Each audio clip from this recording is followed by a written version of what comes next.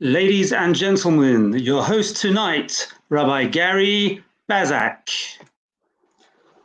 Good evening, everyone. Welcome to our third parenting panel. This evening, we're going to have the special focus on teenagers and on parenting of teenagers. Obviously, a very, very difficult and pertinent subject during the current crisis. We have three experts for this evening, one of which is Karen Millett, who is a clinical psychologist with over 20 years experience. The experience including dealing with anxiety, dealing with emotional outbursts and low moods. We also have, joining Karen, we have Rabbi Yitsy David. And Rabbi David is someone who has had 15 years with dealing with teenagers themselves in an informal capacity, working for Chazak UK. And is renowned in terms of his ability to understand teenagers and really connect to them and understand what they're going through. And thirdly, we have Rabbi Malcolm Herman, who is the co-author of a best-selling parenting handbook with Professor Ivan Gersh, and is world-renowned as an expert in everyday parenting. So we'd like to welcome all three of them to our panel this evening. Good evening, everyone. Good evening. I'm hoping the sound is going to work as it's supposed to. Okay, so what we're going to do is we're going to share about 5 to 6 questions. If anyone, as the show is continuing, as the panel is continuing, has any questions, please feel free to put them forward on either on the chat on YouTube or on Facebook. But we'll deal with the questions that we've got so far. So what I'm going to do is I'm going to start with the first question, and then I'll open it out to the panel.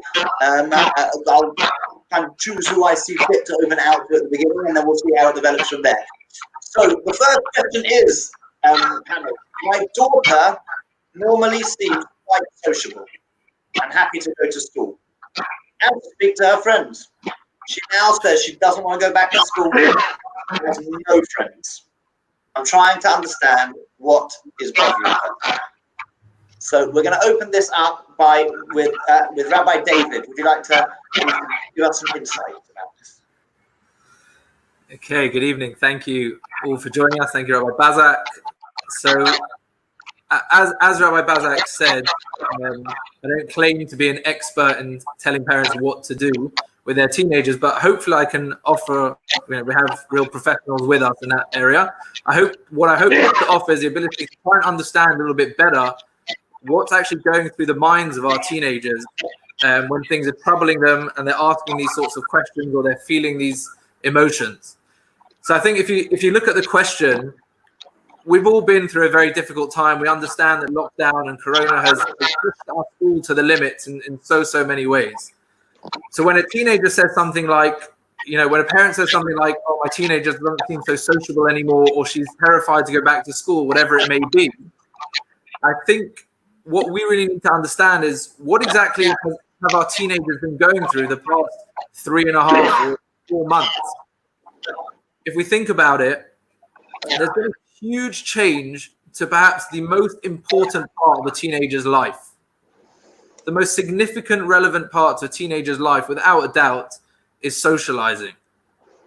And that has literally just been ripped away from them. They no longer have the ability to socialize in ways that they did. It has got a little bit better now. I'm sure many teenagers are hanging out in the park. But for the first 3 months of lockdown, it was almost impossible. And perhaps what's happened to some of our teenagers, I think, is that those who aren't necessarily the most natural social butterflies have perhaps found socializing during Corona almost impossible.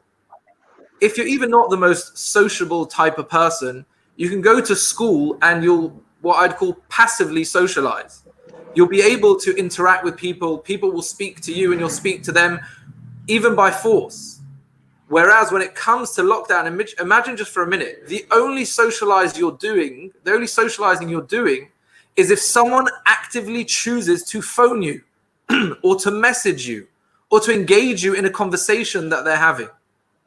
So what we found is that some of our teenagers who before, when they were in a school setting, you would have thought are really quite sociable people, have been completely isolated. And I don't mean isolated the way you and I have been isolated, but isolated from their social group. isolation, even from their clique, even from a group they thought they were part of. And what perhaps that has done is raise this awareness for this teenager that, oh my gosh, I thought I had friends. But if I have friends and if my classmates actually like me, why has no one called me? Why have I never been invited to these chats or to whatever it is, wherever they're on Hangouts or Facebook or wherever people are hanging out? Why have I never been invited? So it could be that some of our teenagers, it's been dawned on them this realization that, oh my gosh, I thought I had friends, but who are really my friends? And if you really want to take it to the furthest extreme, hopefully none of our children have actually been victims of this, but cyberbullying has been, through the roof during Corona, unfortunately. It's been more than ever. And if you think sometimes teenagers can actually escape by entering the real world as opposed to being forced in front of their screens, they're on the screens all day. And if there is anyone being bullied online, then it's just been amplified more and more through being in isolation, and the only interaction they actually have is online and through screen time. So there are all these factors, I think, that when we're trying to understand what our teenagers are going through and their mood swings and why they're being so difficult and why they're nervous or anxious to go back to school, I think these are just some of the really important things that we need to take into account. Thank you, Rabbi David. Okay, if I can, please, can I hand over to Karen? Karen, are you there? Yes, I'm here. Great, amazing. Everyone. Hello. So there may be plenty of reasons why a young person doesn't want to go back to school. Sometimes they've discovered, in fact, that they prefer working at home because they can do it at their own pace and they don't have the pressures of keeping up in the peer group with regard to work. They may well be anxious about going back to school. They may well have picked up on mum and dad's anxiety. So if the parents are very anxious, then it's likely that your child is going to pick up on that anxiety and is worried about going back. So the likelihood now is that there's going to be no school until September.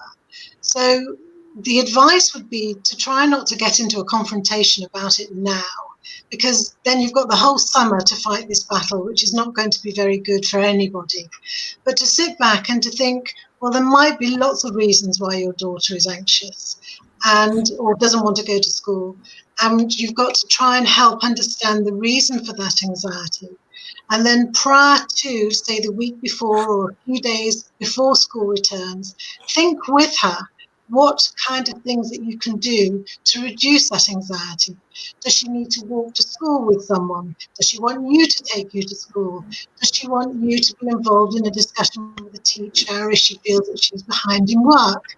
So all of these things can help, but it's best not to enter a battle about it now, when I'm sure after another 6 weeks at home, it's a different situation completely. Okay, thank you. Okay, so we're going to move on to the next question, and I'm moving quite fast because the next question I feel is very, very closely related to the previous question. A lot of the issues that are going to come up in the next question are going to be connected to that which we just spoke about. So the second question is the following: we have, this is quote unquote quotation marks here, we have what I would call a good normal family in terms of our relationships with our teens, and lockdown was actually quite enjoyable with more family time together. I mean, it was certainly like me for the first couple of weeks at least. But during the last month or so, they both seem to have gone mad. This is talking about the teens. They don't communicate with us. They are ratty and aggressive. It's like I don't recognize my kids anymore. Okay, so I'm going to start off again with Rabbi David, if I may, to try and get kind of the team's perspective on this. So my teams have gone mad, Rabbi David. I don't seem to recognize them anymore. What do you have for us? So first of all, definitely congratulations on lasting that long. If it's only been in the last month that you're feeling that, then you're definitely doing something right. But I think just like all of us, we're living in a crazy, crazy world, unprecedented times. We have no idea what to do with ourselves. Anyone who has tried to actually hold down a job during lockdown and actually be productive has found it incredibly difficult. And teens are exactly the same. what we mentioned before about the lack of socializing, the difficulty socializing, having no schedule. There's really two extremes. You've got kids perhaps in year 11 and year 13 who just don't have school. And then you've got other kids, depending on the schools that they go to. I've heard that some schools have had their kids on Zoom or Google, whatever it is, on online lessons from 9 a.m. till 4 p.m. continuously. It's insane. They don't have a normal schedule. The normal breaks that you have to get some fresh air, to chat to your friends, to chill and relax, you just don't have. You're stuck in a very sort of intense environment, stuck in your room in front of the camera all day, every day. And it can just really be very, very stressful. The other thing I think that's really sort of perhaps pushed them over the edge is this talk now of going back to school is really a school that they may not really recognize. I don't know what every school is up to, but schools are definitely talking about bubbles. They're definitely talking about limiting your interaction to only 10, 12, 14 students maximum on any given day for the coming weeks or months. So to some teenagers where school is actually, this social outlet, whatever it may be, that may not exist anymore. So sort of, the classic fear of the unknown, the stress of everything that's been going on, but trying to understand, well, what is school going to look like? And am I going to be able to chat to my friends? The kids who aren't actually so academic and don't really enjoy the academic side of school, but love the social factor, are dreading going back to school. So no wonder they're feeling stressed. No wonder they're getting irritable and ratty. So I think the most important thing, and this is, always true with everything, is just try and hear where they're coming from. Let's just try and validate that they've gone through a really difficult time, just like we all have. And we've all, we're all up to here with stress and whatever it may be, but they are too. Let's not think that they've just been sitting there, with their feet up in front of the couch watching TV for 3 months. They've also had stresses. They've also had troubles and challenges. And whether that be with schoolwork or socially, it's been a difficult time for them. So I think as parents, if we can help sort of understand what they've gone through and share with them, perhaps, I've also gone through a really difficult time. I'm sure it's been hard for you as well. Then I think always with teenagers, when they feel more understood by their parents, then they can take a step back a little bit and not be so attacking. Over to you, Rabbi Bazak. Thank you, Rabbi David. Okay, clear message there. Karen, can I ask you to add to that? Yes, I would, echo everything that's already been said. The other point is, who else are they going to take it out on? So often when young people and children get mad or have an outburst, the people around them, are inevitably the parents, are the ones that picks up the pieces. I think it's too easy to assume that the kids have had it easy. It's been very hard for a lot of children and young people these last few months. And again, they will be excellent at picking up what's going on in the family. What are the family dynamics? Are mum and dad trying to do the work themselves? Are they worried about their own jobs? All of these things feed the anxiety in the family and then can lead to these outbursts. Also, I've come across quite a few children, young people, who haven't been out of the house. They haven't had any physical exercise, or they've been in front of the computer all day. And we all know that that's not good for anybody. And so my recommendation again would be to have some kind of structure in the day to make sure they get out once a day and that there are other activities that are not on the screen. But some of the parenting rules will need to be bent a little bit because we are living in such unusual times. Thank you very much. And on that point, I think it's such an interesting point. Who else should they take it out on? It's such a good point. There is no one else for them to take it out on at the moment. And that's what we're here for as well as parents. Such an interesting point. And with regards to bending the rules a little bit, Rabbi Herman, can I bring you in on this a little bit to give us the perspective on that note? Well, given the fact that I'm your line manager, I think you're more of an expert on bending the rules than I am. It's probably quite true. But nonetheless, look, the bottom line is, okay, what's been said, the relationship is everything when it comes to parent-teenager dynamics. The relationship is everything, but we can't force the relationship. And in times like this, whether we like it or not, to a certain degree, it has to be on their terms. What I mean by that is, and this is really what I mean by that is, we've got to look for those moments where they invite the relationship. And sometimes it's a one-liner they throw at us, where we're busy doing something else, and they'll say, "I can't stand this lockdown anymore." Very often, we as parents want them to talk when we have time, but they're not in the right frame or space to be able to communicate. We need to look for those moments when they invite us in and maximize those moments. So it may only be a couple of minutes, might be when you're saying goodnight to them, or when you're actually trying to get to bed yourself, and they'll throw something out, and that's the chance to sit, to listen, and to validate, and to hear where they're coming from. I have to, I'm afraid, promote the book, but one of the golden rules of the book is no one can hear until they've been heard. Once a person's been heard, then they're more prepared and more receptive to hear strategies to move on. So listening is very, very important, but looking for those opportunities when they invite you into the relationship is crucial. And they will be there even within the kind of clouds of their moodiness. That's number one. In terms of bending the rules, yes, we've got to lower our expectations of them in terms of work, in terms of maybe household chores. And as Rabbi David said, recognize that they are going through a very tough time. Whether it's helpful to compare our own tough time or not will depend on your teenager. Some like that, some don't. Some just want you to validate what they're going through without bringing in what you're going through. And we will have to relax some of the rules within the structure that we create and be mindful of that. So, for example, you might, if it's possible, throw in the occasional treats just because. So if one's in a position to afford the occasional takeaway, then that's great, and bring it in so the whole family can chill out and get a takeaway or along those lines, where you might not normally. And they ask you why, just because I think we all need a bit of a treat. And that's important here and there, and allow them to lower their guard and to engage. So the bottom line is, the relationship is everything. We want to do everything we can to maintain that relationship.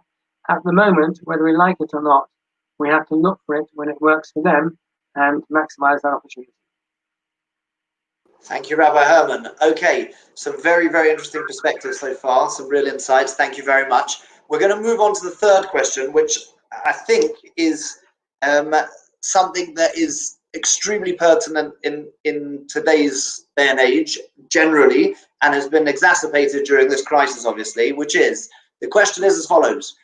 My 11-year-old son is spending all his time on the Xbox or watching someone else play games on YouTube. I can't even get him out of his room, never mind the house. His only contact is with other kids who play these games. What can I do? That is the question, and I'd like to open this one up with someone who's really, it's a really an area of expertise of Karen. So Karen, can I ask you to come and give us some insight here? Yes, so this is a real dilemma for many, many families at the moment, because whilst their children have to be at home, they can't go out, and their social contact is limited and their physical contact is limited. A lot of kids have resorted to spending hours and hours on the screen. And of course, this is also for schoolwork. So a lot of schoolwork is now on the screen, or their social contact is now on the screen. But there are other aspects of being on the screen which are not very helpful. And sometimes we're coming across now more and more young kids who are spending hours on these games, some of which are really quite detrimental. And it's parents are getting worried about this for good reason, because also there's a worry about how the child is then going to adapt to getting back to school, to actually interacting with people instead of it all being through a screen. Obviously, it's not always a problem, but if you find that, for example, your child is spending hours and hours and hours on these games which are designed to be addictive, I mean, it is not their fault, because the game is designed to pull them in and to really fry their brain, then that's of concern, especially, for example, if there's a massive tantrum or big arguments about coming off the screen. Then again, you might have, more of a difficult challenge ahead of you. So to start thinking about how you can help that is to try and build in the day a time when they're not allowed on the screen. I know that sounds very simple, but if you could almost like devise a contract, so you sit down, you recognize that this is an issue, and you're not blaming the child, you're not telling the child off. That doesn't help, that negative attitude. It's more about how you and the young person can work together to reduce it so that it's not so overwhelming. Think about, be proactive about what you could do with them that's not on the screen. And also lead by example. Put your phone down. Yeah. So make sure that you're not always on the screen. Make sure that at meal times there are no phones. So limit access to the phones and to the screens at night so that the screen isn't used just before bedtime, because of course that can make going to sleep much more difficult. Sometimes kids are getting up at 2, 3, 4 a.m. in order to communicate with kids in America who are on the same games. Obviously, that is a huge issue. So making sure that the sleep cycle stays as normal as possible. If it's really, really challenging, then you might, seek help, because you don't want now to spend the next 6 weeks before school comes with it getting worse and worse. But the important thing is that not to blame the child. It's not his or her fault that they love it, because it's designed to be loved, and they're only doing it because it makes them feel good. So the challenge is to find other things to do that can also make them feel good. I know you mentioned some of these points, but just to follow up, how do you think you can gauge what is normal? And I know it's a very difficult word, normal and abnormal, or at least when you think a family should start seeking some professional help on some level. What do you think are the the trigger signs?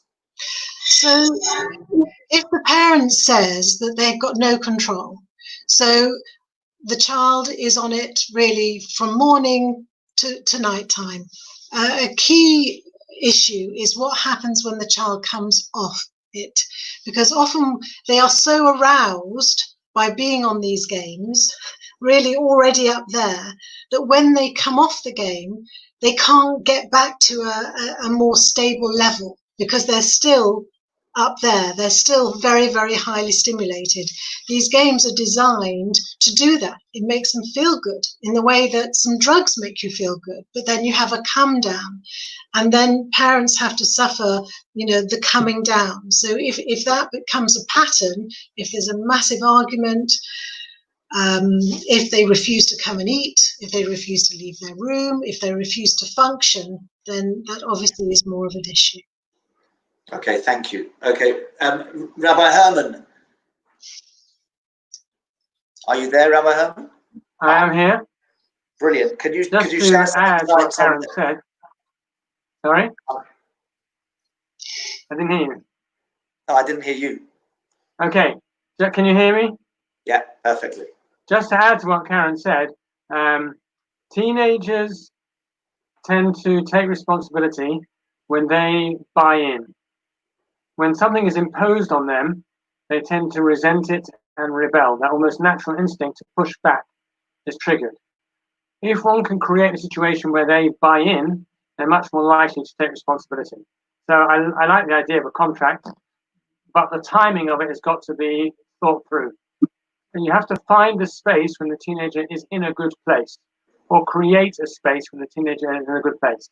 So, for example, if you are now going out to restaurants, with all the rules that go with that, and you can take them out for a milkshake or something, or you can take them out for a walk, or find that good space where then you can sit down with them and say, look, there is an issue here which we need to discuss. And then it's a process of negotiation. So I always call it choices within boundaries. So you might say to them, look, it has got too much, it has gone too far, we need to reduce your screen interaction. I'm happy to discuss with you how to go about that and reduce the screen interaction. And you would say to them, what do you think? And they would say, well, I want to, okay, I'll go down from 24 hours to 21 hours. And you'll say, okay, you're going in the right direction, but I need more than that. I'm really looking for you to cut down your screen so you get a good night's sleep, or whatever it is. So you're kind of creating choices within boundaries. and then you come back to them and say, what do you think? And eventually it'll be a negotiated settlement. And if the teenager, and then you don't need to hammer it. Once you've made the sale, don't hammer it. Because by hammering it, the message is, I don't really sure if you're going to keep this. By not hammering it, the message is, I trust you. You are somebody that I respect, and you've made the suggestion, which I'm happy to go with. And so we've agreed that tomorrow you're going to do it this way. And it's amazing how teenagers who feel that it's their choice will then feel that it's their responsibility, and they're much more likely to buy in. If they don't, then we need a further conversation, and that's probably a more detailed question.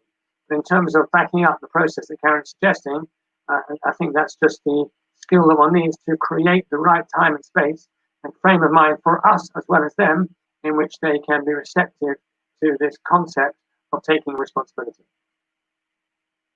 I'd like to bring Rabbi David in. Can you stay on for 1 minute, Rabbi Herman? I just want to bring in Rabbi David to ask him an interesting question, which I think has perked my interest. It's something that because Rabbi Herman and Karen were both talking about kind of a dialogue with the kids. Do you think, from your experience, that the kids actually feel that there is any problem with these games? So I think it definitely depends on the child. In terms of the question of addiction or not, I think you're when I say average kid, many normal teenagers on a normal, during the year before lockdown, on a normal day when they were in school from 9 to 4, would still spend 4 to 5 hours a day on, for example, something like Fortnite. So to your average parent, that's an alarming number, and that's a very scary thing. And kids definitely do say there's something wrong with that.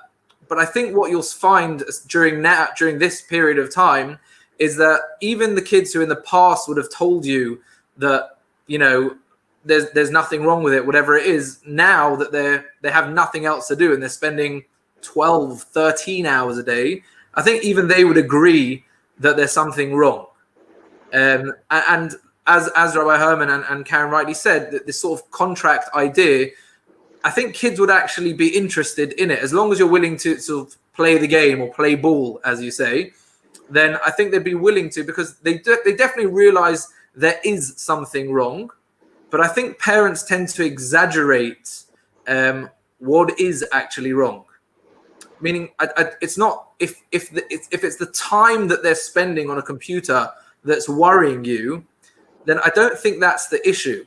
I think what Karen was talking about, meaning that the mood swings, or many people, especially when it comes to Fortnite, tell you that when they try and take it away or after the game, the children are actually violent or very aggressive after that. Those are really worrying signs. And I think the teenagers will admit to you, if they're in that category, that there is something wrong. But just to say that my teenager spends far too much time in front of the computer, during lockdown, I mean, what else do you want them to do? That they can't go out and see their friends. If they're teenagers and they've got younger siblings, they don't want to hang out with their younger siblings. They don't want to hang out with their parents. And I think this is something that parents need to realize, is that gaming has become a place that kids hang out. It's not just something they do. It's not a game that they play. It's a place that they are. What that means is they live in this world. They live in this world called gaming, and their friends are there with them.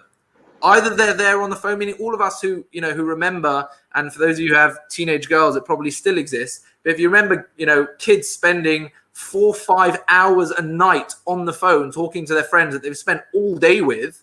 So I don't know if we had as much of an issue with that as we do with gaming, but some of the similarities are really there.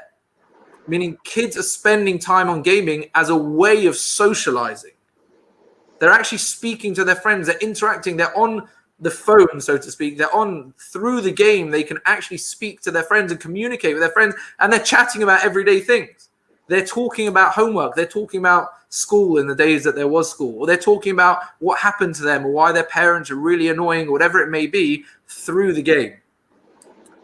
If I may, do I have 1 more minute just to speak about perhaps why these games are so addictive? Yeah, sure. Yeah.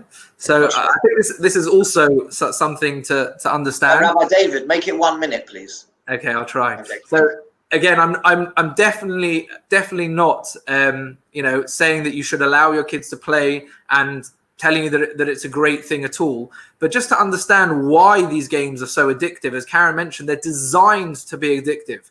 The people who created these games understand teenage minds just as well, if not more, than your average clinical psychologist. They understand exactly what they're doing. And one of the things they're doing is they're playing on every weakness that a teenager has. For example, social status.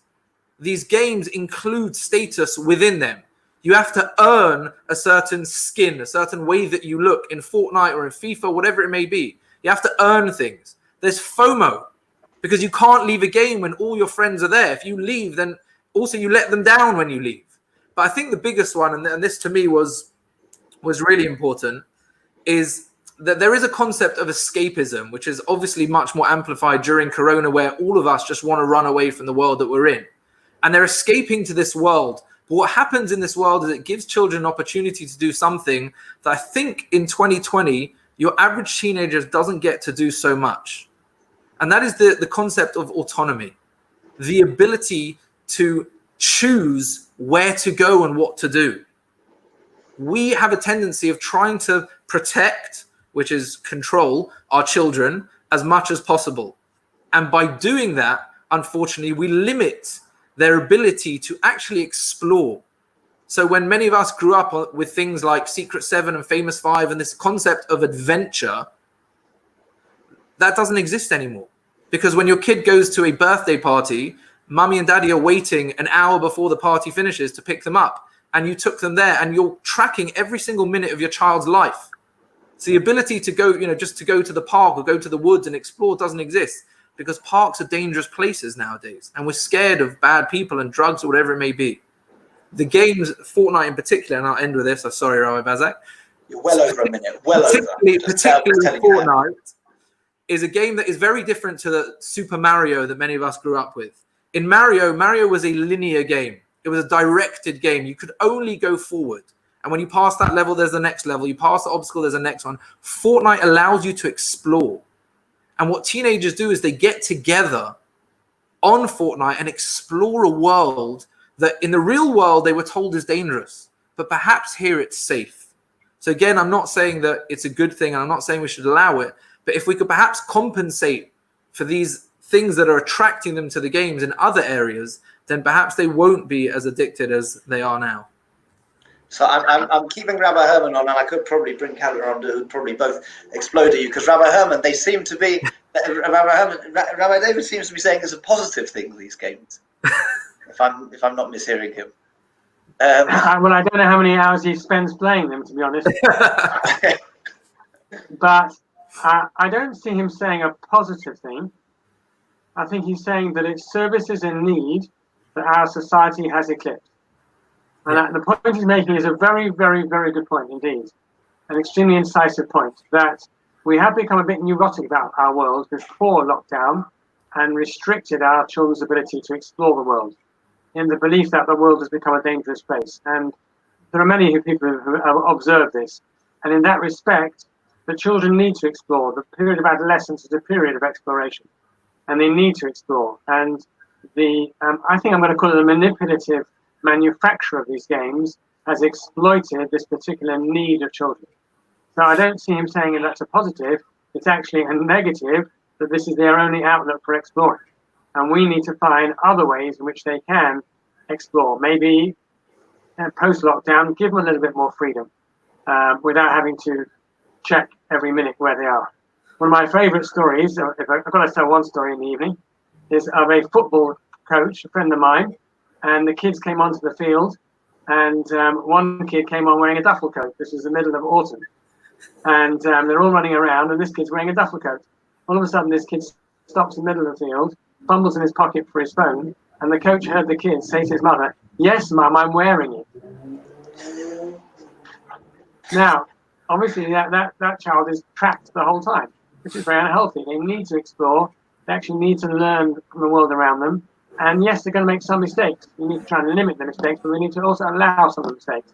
I think there's a danger that we have not allowed process of exploration. So quite what the answer is, I'm not too sure. I certainly believe, although I'd love to hear Karen's view on this as well, but I certainly believe that we have become too restrictive and the world isn't as dangerous as it's made out to be. And on the contrary, by focusing on the danger, we've created a problem by, as I said, eclipsing the outlet that they need to explore.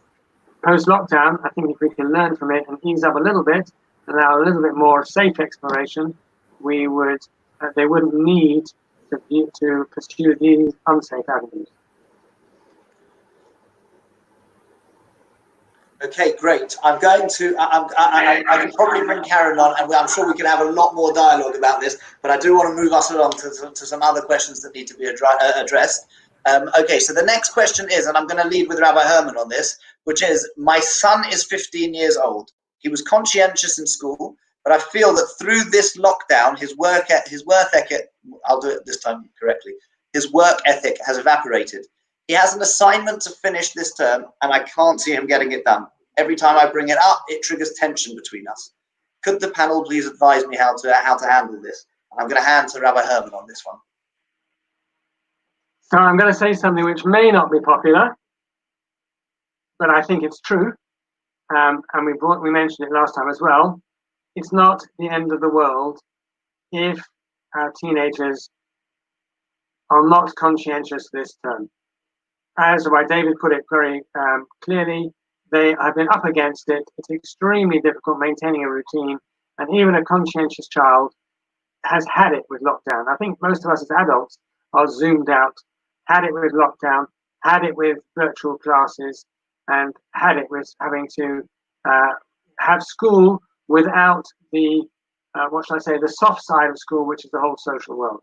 I would say we as parents need to chill out, and we need to step back and say to ourselves, you know what, it's not the end of the world. The school, if it's a semi-decent school even, will recognize that basically this was a quasi-lost term, and they will compensate for it in the next term. And if these children go through their lives and they've missed one term or even a term and a half of school, I do not believe it's the end of the world. What's much, much more important, especially in this kind of hopefully final stages of lockdown, is, as I said before, is the relationship. Don't battle over school, let it go. But I would say that doesn't mean one can't have a conversation and normalize the abnormal. By which I mean, when your child's in a good place and you have those moments, you can chat to them about it and say to them, look, it's been very difficult. I know you've done your best. It's been very difficult. And this isn't really a normal environment. Please God, when you get back to school, things will be some level of normality. And what I'm trying to do is don't suddenly reclassify your child as someone who doesn't do well at school. Labels are never good, whether they're overt or covert, so avoid the label. On the contrary, give them permission to recognize that this is abnormal. And if the curve has changed and the graph has changed, well, in abnormal circumstances, you can't expect regular results. And give them permission for that in your own way, just by recognizing that it's been a difficult time, you've done your best. You know what, if you don't get that assignment done, I'm not going to breathe down your neck. I'm sure the school will understand. You won't be the only one. And please God, when things get back to normal, you'll get back into the routine. So it's very important that children don't condemn themselves. Because if they condemn themselves, then they give up, they throw in the towel. So by using expressions such as that, you're allowing them to give themselves space for this unusual period in their lives, but also give themselves permission. But please God, when they get back to school, hopefully they will regulate again. Okay, fascinating. Permission to recognize the abnormal. I like that. I'm going to use that in the office a lot, Rabbi Herman, to be honest. Now, I'm gonna move us straight on to the next question, I think. Yes, I'm gonna move us straight on to the next question. We've got 2 questions left, and we'll try and get them done in the time. Again, as I said, if anyone does have those questions, any more questions to send in, if we have time, then we'll try and cater for them. So the next question is: we are unable to afford a summer holiday this year, and I have to keep working through the summer. Our teenage twins feel very resentful since all their friends are going away. They're climbing the walls with boredom and constantly bickering with each other. That does sound somewhat familiar. Recently, one of them has added a new strain and is saying hurtful things about me and the family. claiming that we are unsuccessful and a failing family because we can't go away. These are hurtful words, and I don't know how to respond. Please advise. So we're gonna start off with Rabbi Herman on this one as well. So, difficult question. I'm sure when Karen comes in on this, Karen will talk about the family dynamic overall. But certainly, I would say there's the first point is to, as I said before, validate their feelings. It is difficult, and especially when their friends are going away and talking about their holidays, that is difficult. And we need to give space for those emotions. Even if those emotions are expressed in ways that we don't like, we still need to give space for those emotions and hear them out. Now, because once a child's been heard, they're much more receptive to finding solutions, and often creative to finding their own solutions. So first is to give space for those emotions and to use validation skills and listening skills. But however, when a child expresses things, a lot of teenagers say things that are very hurtful, and parents become the punch bags. What I would say is, first and foremost, is not to allow oneself to lock antlers with the teenager in terms of responding specifically to what they've said. So, for example, if a teenager accuses the father or the mother or both of being failures because they can't go on holiday, don't respond by saying, yes, but we give you this and we give you that and we give you the other. It doesn't work. The teenager is doing that because they want a response and they want to hurt. But it's much better if we as parents can stand a little bit strong and aloof than allow ourselves to get drawn in to that, because it will just get more and more negative. So, but on the other hand, when we talk to our children and when they're in a better space, one can certainly say to them, you know, I understand where you're coming from as much as I can. I hear that it's very, very difficult, but you know, I don't say those hurtful things to you. And I would really, really ask you, even when you're upset, to be careful about what you say to me. So you're not getting drawn into the specifics, but you're certainly stating the principle that I don't hurt you with words. Please don't hurt me with words. So I'm really saying three things. First and foremost is listen. Those are very difficult for the children, and one needs to validate those emotions. Then not to get drawn into the specifics. And number three, you can still state, and it's important to state, that those were hurtful words. I don't say hurtful things to you. Having done all of that, then one can explore, if they're in a better place, look, let's see what to plan, what we can do. Can we plan another holiday in the future? Can we plan how to use our time now? Are there specific things that we can do in these circumstances? I'm sure Karen will have more to add to that, so I don't want to take up more time. Can I bring Karen in on this as well? Yes. Well, teenagers, they're very good at saying things that touch your buttons as parents. Buttons that you might not have realized that you have, all of a sudden become very sensitive to what teenagers throw at you. And one of the things that I often say is that when you're parenting a teenager, you have to learn to be the oak tree rather than the willow tree. So you have to be able to take what it is that they're going to throw at you. And as Rabbi Herman said, I wouldn't suggest you argue back with them, because they're just saying something in that moment that reflects unhappiness, envy, anger, or whatever. And to engage in that moment is not going to be helpful. If a teenager comes with something in an aroused state like that, you know, they're up there, if you then answer back, it just builds up and up and up. Instead, when they come at you like that, you need to come beneath them, sort of to enable, there's no more fuel, no more ammunition left for the argument, and to acknowledge that they're very upset about that. That's how it is. And as Rabbi Herman said, it's a different time to discuss what the different options are. So I think it's important also to remember that what they say might not be what this is all about.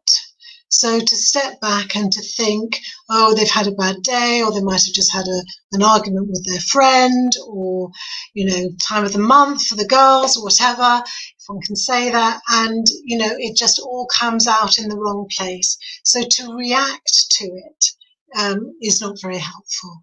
So step back, acknowledge that, yes, they're upset about something, they're trying to wind you up, But the most important thing is not to allow yourself to be wound up, and then you can move forward.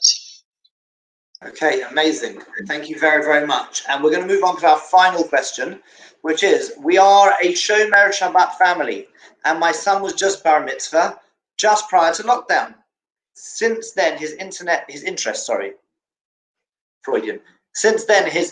in Judaism has plummeted. We have not been able to go to shul, of course. Normally our shul has a great teenage service. I don't know if he puts on tefillin, although he says he does. Should I leave him, confront him? I would value some advice, please. And I'm going to open this up with Rabbi David. Rabbi David, are you there? Great. Thank you. So the guy's probably not putting on tefillin. What should we do? Okay, so it's definitely a tough question, tough situation. Every family dynamic is going to be different about how to deal with anything, but specifically with something religious. I think one thing that lockdown has definitely done has shown us that I feel all of us, on whatever level we may be and whatever level of religious observance, I speak for all of us, we all lean on our shul, on our community too much to provide a religious or Jewish experience for ourselves and our children. So many people called me either before because they preempted what was going to happen, or worse, after Seder night, saying, oh no, what a disaster. I led Seder for the first time. Normally my parents lead it, my grandparents lead it. I was left alone with my kids for the first time and I had no idea what to do. And that happens, I think, with just general Jewish experiences, that we go to shul, and if shul's a great happening place and there's a social aspect of it, and there's a great rabbi or youth rabbi or whatever it may be, they really engage the children and get the children excited about Judaism. And suddenly you take that away and the Judaism goes with it. So I think that what it's taught us is that we ourselves need to take a little bit more responsibility for our Judaism and our family's Jewish experience and Jewish values. Because if we're just leaning on the synagogue, which we've just realized now, we're just leaning on the shul and the community, when for whatever reason that's taken away, it makes it all that more challenging. The other thing I would just say is, generally speaking, perhaps a tip on how to do that is, generally speaking, when it comes to getting our children to do things that we value, where our children look to is us, to see how valuable and how much it does mean to us. So if I am a person who puts on tefillin with excitement, and I put it on not just 3 seconds before I dash out the door, or it's something that's meaningful to me and I won't rush it or I won't forget, then my child is much more likely to see that that is something that is truly important. You can tell him all you want. You can tell him to do it till you're blue in the face.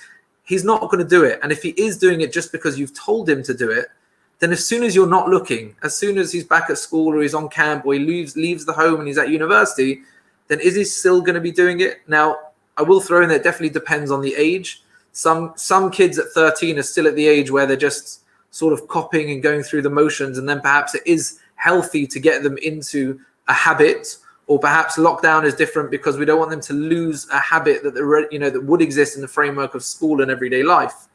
But in the long term, that's not really going to cut it. We need to figure out how we're going to make these things more meaningful for our children, and the best way to do that, without a doubt, is by leading with example.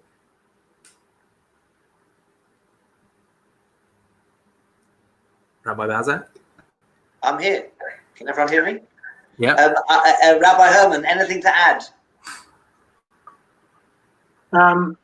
This is actually a very difficult question to answer in a vacuum, as Rabbi David said, because it really needs a conversation to understand where the parents are coming from and what they're doing. That would be a starting point.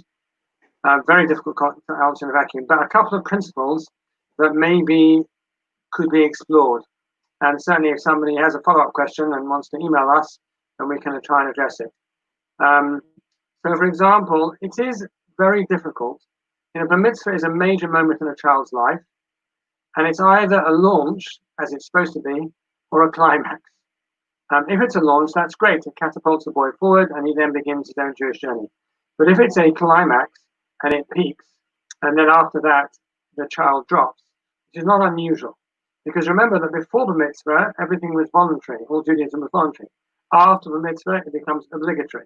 And that is a whole different world of interaction for a teenager. So it's not unusual, very disappointing for parents, very hard and painful. It's not unusual for a child's interest in Judaism to drop off as it becomes obligatory rather than voluntary. So in very, very brief, what can one do? It's going to depend a bit on the child and the parent and the relationship. Let's assume for a moment the relationship is good. And sometimes the child has simply finds it difficult to get out of bed or finds it difficult to commit to doing that.